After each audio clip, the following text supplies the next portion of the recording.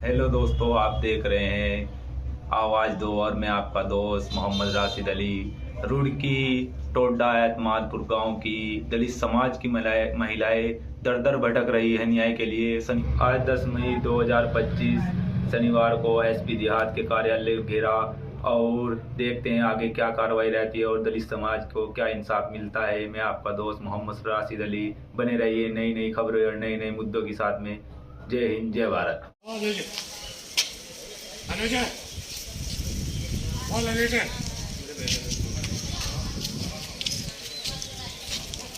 कि झूठा मुकदमा दर्ज करवाया मेरे परिवार का है। उसने उनसे पैसे पूसे खाए, जो भी कुछ किया उसने पैसे के लालच में आकर ये झूठा मुकदमा दर्ज करवाया कि मेरे परिवार के साथ मतलब लड़ाई झगड़ा है। उसके साथ किसी की भी कोई लड़ाई झगड़ा नहीं है और वो दिमाग से थोड़ा पागल है। हाँ, उसकी माँ ने मीडिया के आगे भी बयान दिया है कि मेरे लड़के ने फांसी ले ली थी। अगर उससे पूछा, मीडिया वालों ने कहा कि तुम्हारा लड़का क्या है, उसने कहा मेरा लड़का तो दिमाग बेदखल कर दिया। उसकी माँ ने बोला कि उसकी माँ ने बेदखल भी कर दिया और ये भी बोला कि क्या नाम ये पागल है।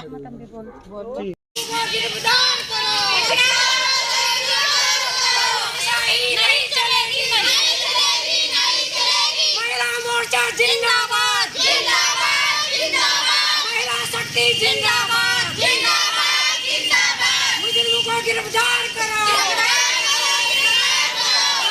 न्याय दो, गिरफ्तार करो। मैं आज एसपी देहात के कार्यालय पर पहुंची। गांव टोडा एतमाल है। मैं एसपी देहात से बस सिर्फ अपना इंसाफ लेने के लिए आई। जिस गांव में मैं रहती हूँ उस गांव में मुस्लिम लोग हैं। मैं मंदिर की जमीन है जिस पर उन्होंने विवाद कर रखा है। मैं लोग दबंगी हैं। मंदिर की जमीन में को वे रास्ता निकाल ले दबंगी से, जो हमने मने करी तो उन्होंने हमें बहुत बेरहमी से मारा। मुझे मेरे पूरे परिवार को घर में घुस कर मारा।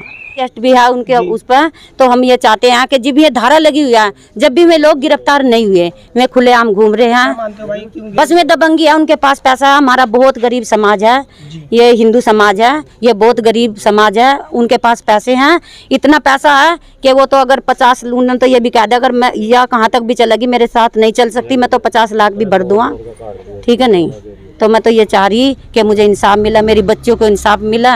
ये लोग जो दबंगी दिखा रहे इन्हें गिरफ्तार करे पुलिस। 2 तारीख में हाँ, ये 2 तारीख में जो रास्ता साइड में क्या नाम दिया गया था प्रशासन के थ्रू तय हुई थी।